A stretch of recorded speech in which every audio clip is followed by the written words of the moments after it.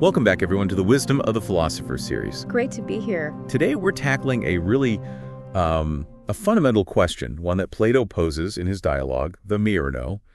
What exactly is virtue? And maybe more pressingly, can it actually be taught? Yeah, it seems straightforward at first glance, doesn't it? But as always with Plato, it quickly spirals into this really deep exploration of knowledge itself. And our guide for this exploration is Benjamin Jowett's translation of the Meno.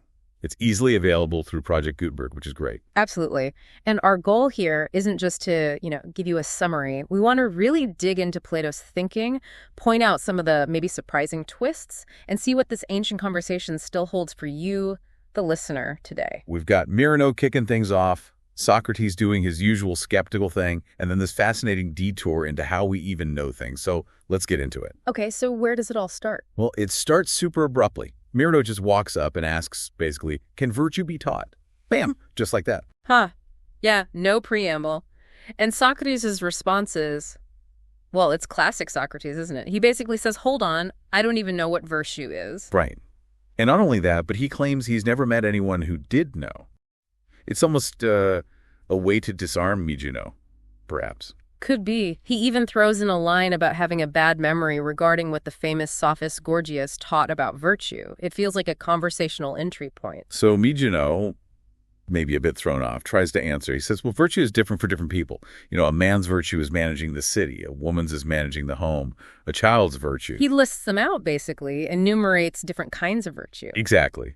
But Socrates, yeah, he's not going for that. He pushes back immediately. He wants one thing, the essential quality that makes all these different things examples of virtue. He uses that analogy, doesn't he? Like with shapes. You can list squares and circles, but what makes them all shapes? Or colors, red, blue, green. What's the common nature of color itself? Yeah, it's a great illustration. Why is that insistence on a single universal definition so important here?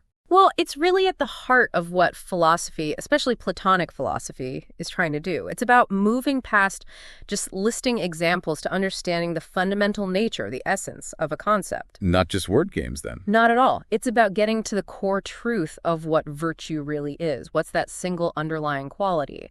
That search for universals is, a huge pillar of Western thought. Okay, so Meno has another go. His next definition. Virtue is the power of command. That sounds a bit more promising, maybe. More active. Leaders need virtue, right? Seems plausible. But Socrates, predictably, pokes holes in it. He asks, well, what about the virtue of those who aren't in command? Slaves, children, do they not have virtue? And more importantly, he brings up justice. Does this power of command have to be used justly to be considered virtue? Meno agrees pretty quickly to that. Yes, justice is key. But then Socrates traps him again, almost. He asks, is justice virtue itself, or is it just a virtue, one part of a larger whole, like temperance, courage, and so on? He uses figures and colors again, right? Like, round is a figure, but not figure itself. White is a color, not color itself. He's trying to push Meno to see the difference between the whole concept and its parts. Exactly. And you can sense Meno is getting a bit flustered by this constant pushing for a broader definition. He admits he's struggling. Socrates even offers a couple of definitions himself, sort of as models defining figure and color in this rather almost poetic, Gorgias-like way for color. Yeah, which Meno seems to like. It encourages him to try one more time. This time he quotes a poet saying, virtue is to desire honorable things and to have the power of getting them. Okay, this feels closer. It connects desire wanting good things with the ability actually getting them. It does. And Socrates starts dissecting it. First, he clarifies that honorable things really mean good things. Then he makes a crucial point. Doesn't everyone desire good things? Nobody desires what they think is bad for them. Right.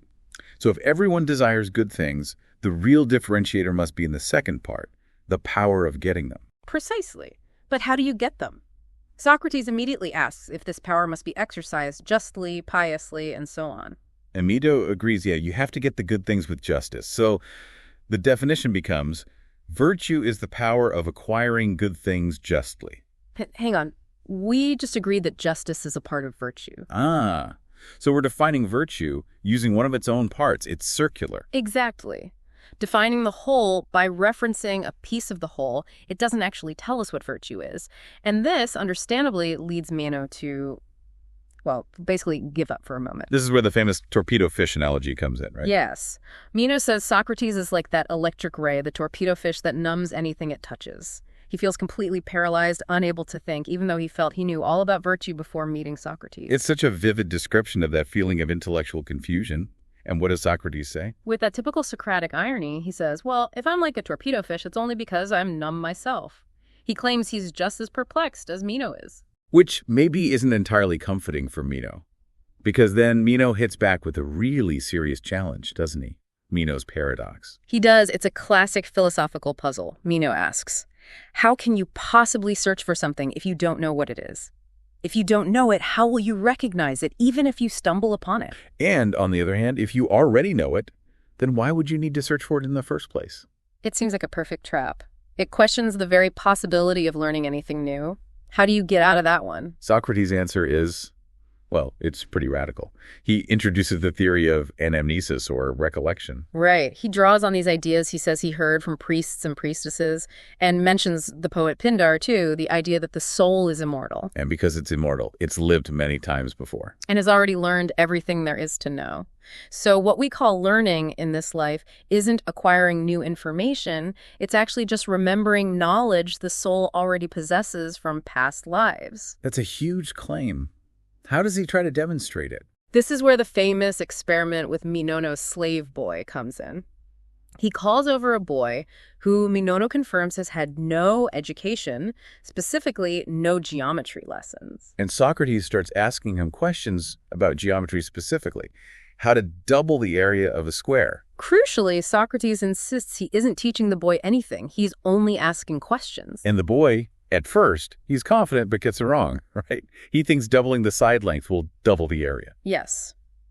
But through Socrates' careful, step-by-step questioning, the boy first realizes his mistake. He experiences that torpedo shock, that moment of realizing his own ignorance. Which Socrates actually presents as a good thing, a necessary step towards true understanding. Exactly. Then, with more questions guiding him, the boy eventually figures out the correct answer that you need to construct a square on the diagonal of the original square. And Socrates' point is? His point is, since the boy wasn't taught this geometry in his current life, the knowledge must have already been in him, dormant, waiting to be recollected through questioning. It's evidence for the theory of reminiscence. Okay, so learning is remembering. That's quite an idea. How does this relate back to the original question about teaching virtue? Well, Socrates uses this theory of recollection as a way to bypass Meno's paradox and encourage continued inquiry. But then he suggests they tackle the original question, can virtue be taught? Using a hypothesis. A kind of if-then approach. Exactly. He proposes, let's assume, for the sake of argument, that if virtue is a type of knowledge, then it must be teachable, just like any other knowledge, like geometry or medicine. And they explore that. They agree virtue is definitely something good, something beneficial. Right. And they also agree that all good things, health, wealth, even qualities like courage or temperance, are only truly beneficial if they're guided by wisdom, by knowledge. Otherwise, they can actually be harmful. So if virtue itself is the guiding knowledge that makes other things good, then it seems virtue must be knowledge. And if it's knowledge, according to the hypothesis, it should be teachable. Okay, so problem solved. Virtue is knowledge, therefore it's teachable. But it's never that simple with Socrates. Just as they seem to reach this conclusion, he throws in a major wrench. He says, okay, if virtue is knowledge and it's teachable, where are the teachers? Good point. If it's teachable, there should be people teaching it and people learning it. Precisely. And this is where Anytus joins the conversation. Socrates describes him as a respected, well-established Athenian citizen, kind of an establishment figure. Why bring him in now? Socrates uses him as a sort of test case. He asks Anytus, quite provocatively, should we send Meno to the sophists to learn virtue? The sophists were these traveling teachers who claimed they could teach virtue for a fee. And Anytus's reaction is not positive. Not at all. He absolutely explodes. He basically calls the sophists corrupters of youth a plague on the city. He's horrified by the suggestion. So if not the sophists, who does Anytus think can teach virtue? He suggests any decent Athenian gentleman. Just learn from the good, upstanding citizens around you. But Socrates has a counter for that too, doesn't he? He brings up examples of famous, virtuous Athenian leaders. Yes. Figures like Themistocles, Aristides, Pericles, Thucydides, men universally respected for their abilities and presumably their virtue. Socrates points out that these great men were able to teach their sons all sorts of skills, writing, wrestling, music, whatever, but they demonstrably failed to teach them their own outstanding virtue. Their sons often turned out mediocre or worse. So if these supposedly virtuous men couldn't even teach their own sons, how can any disclaim any gentleman can teach it? That's a really strong empirical argument against virtue being teachable in the normal way. How does Ennius take it? He gets very angry, actually. He seems to take it personally and ends up warning Socrates to be careful, saying it's easier to harm people in Athens than to help them. It's quite ominous, considering Socrates' eventual fate. Wow. Okay, so the sophists are out, according to Ennius, and the respected gentlemen don't seem to be effective teachers either. Where does that leave the question? It leaves them in a bit of a bind. Virtue looks like knowledge, so it should be teachable. But in practice, it doesn't seem to be taught. This leads Socrates to introduce another possibility.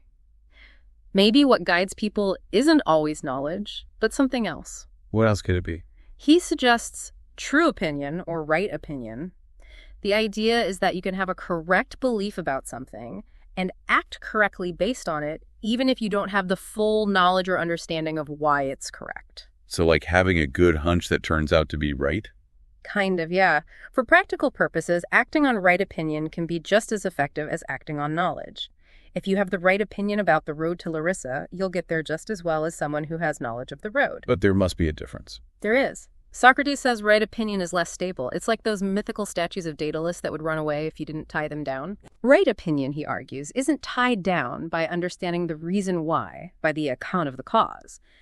That tying down, that understanding, is what turns right opinion into knowledge.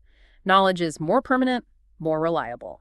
So maybe successful leaders, the ones whose sons didn't inherit their virtue, weren't operating on knowledge, but on this right opinion. Exactly the suggestion. Perhaps statesmen often act correctly based on a kind of instinct or divine inspiration, a right opinion rather than a deep philosophical understanding or knowledge of virtue. They get things right, but they can't necessarily explain why or reliably teach it to others. So they're effective, but not truly wise in the philosophical sense. Possibly. Socrates describes them as being like soothsayers or prophets who say many true things when inspired but don't actually know what they're talking about. The truly higher form of virtue would still be linked to knowledge. Which brings us towards the end of the dialogue. What's for final conclusion, if there is one? Well, the conclusion is quite tentative. Since virtue doesn't seem to be teachable because there are no teachers, and it doesn't seem to come by nature, the remaining possibility they discuss is that it comes as a gift from the gods, like the inspiration of the prophets or poets. Divine dispensation, essentially. Yes, suggesting that the virtue commonly found in society might be this kind of divinely instilled right opinion, unaccompanied by full understanding.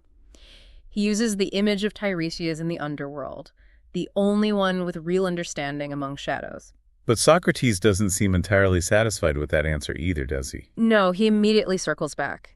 He stresses that before we can truly know how virtue comes to us, whether by teaching, nature, or divine gift, we first need to figure out the answer to his very first question. What is virtue itself?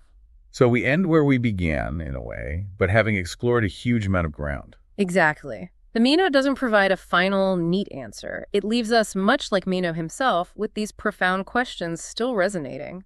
Is virtue knowledge? Can it be taught? Is it divine? And as we wrap up this discussion in our Wisdom of the Philosophers series, those questions definitely linger. It forces you to think about your own values, where they come from, and what it means to be good. Absolutely. The whole journey through recollection, knowledge versus right opinion, these are fascinating ideas about learning and belief that are still incredibly relevant for us today. So we really encourage you to keep thinking about these ideas. What part of this discussion stood out most to you? Did the slave boy experiment convince you? What do you think virtue is? We'd love to hear your thoughts. If you found this exploration of Plato engaging, please do hit the like button and subscribe to the channel for more discussions like this. Yeah, and click that notification bell so you don't miss our future explorations. Definitely share your insights and takeaways from the Meno in the comment section below. We look forward to reading them.